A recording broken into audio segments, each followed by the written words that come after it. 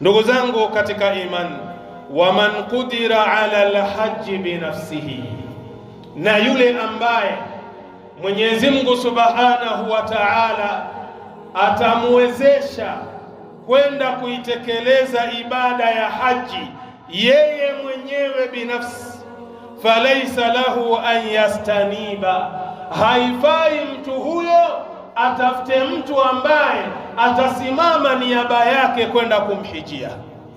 Yani mathalan, Allah amekupa fedha, fedha zile zinakuwezesha wewe kwenda kuitekeleza ibada ya haji, lakini kwa sababu ya uvivu uliokuwa nao, kwa sababu hutaki kupoteza fedha kwenye kampuni yako au biashara yako, ukaamua ya kwamba wacha nitafute mtu aende akanihijie. Hija kama hiyo haifai.